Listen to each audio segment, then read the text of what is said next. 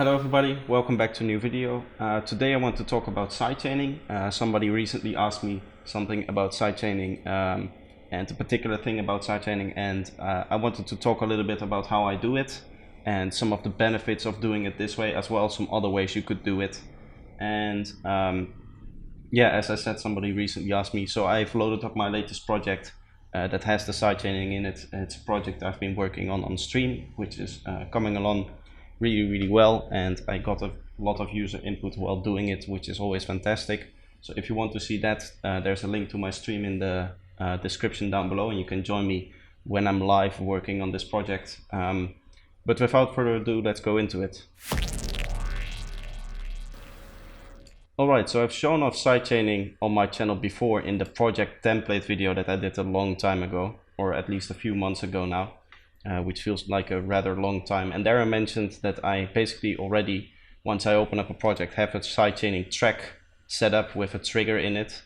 And it's just like a very short plucky sound. It's not perfect, there's a little bit of stuff going on here. So if you do really hard sidechaining, this is also going to get it counted for it.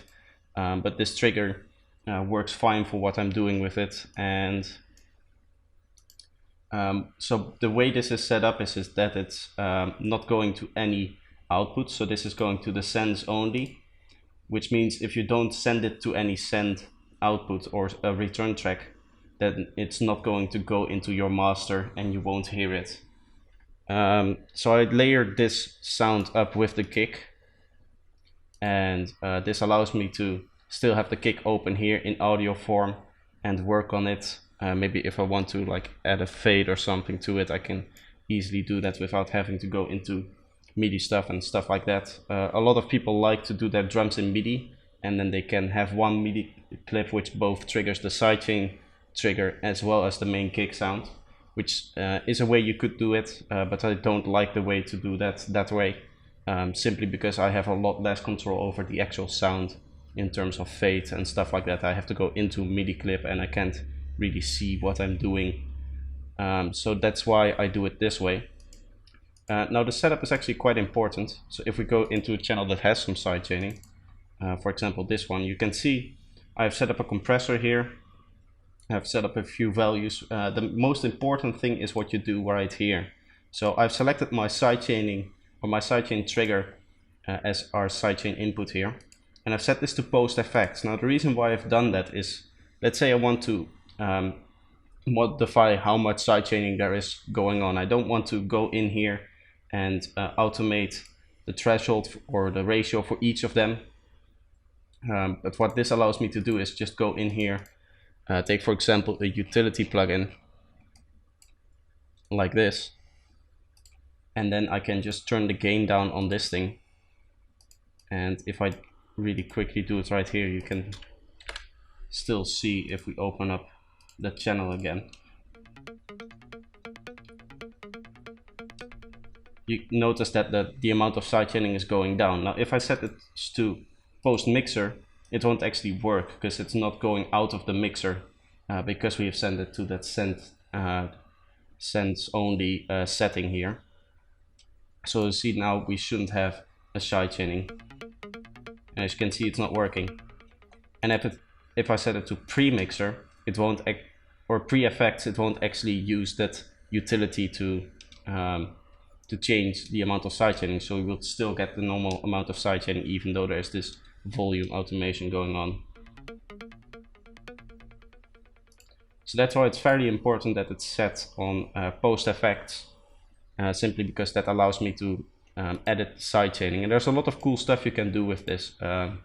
I've heard of people who actually use distortion on their sidechain trigger to boost it a little bit and make the sidechaining a little bit more intense in some parts of the track, but a normal volume utility will also do that.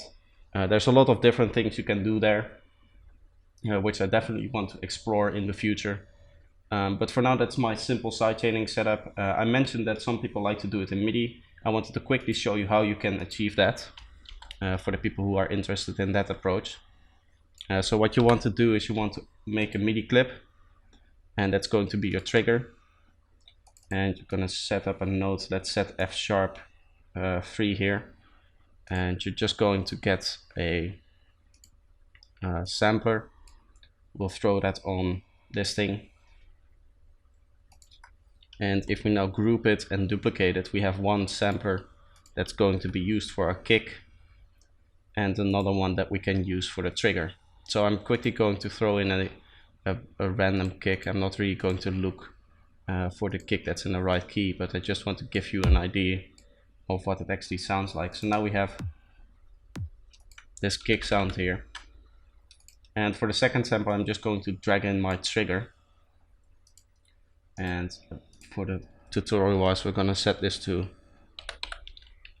we'll call this kick so we know what we're looking for. And what I'm going to do is I'm going to go into that kick channel, and from here now I can set them to just one of these samplers. So I can go into the rack here and select the post effects for that cymatics percussion that is my sidechain trigger. And in fact, if I call this trigger, you'll see that it updates this thing, and it's now called trigger. So I can use that. And now here what you have to do is you just have to turn this off, I believe, and that should still work. As you can see, that still works.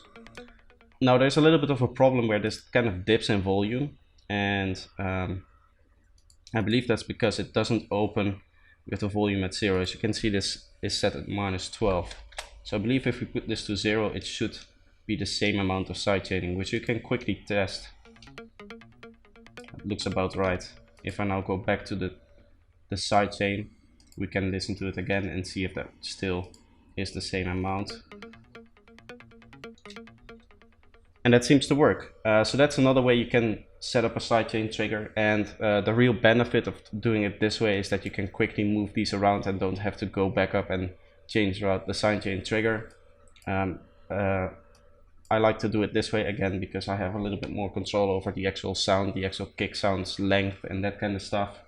But if you want an easy to move, if you're for example doing something that involves a lot of weird drum rhythms that isn't a 4 to the floor, then it's much easier to do it this way, because you have just one clip to worry about when you're dragging around your kick, and you don't have to match it with your trigger.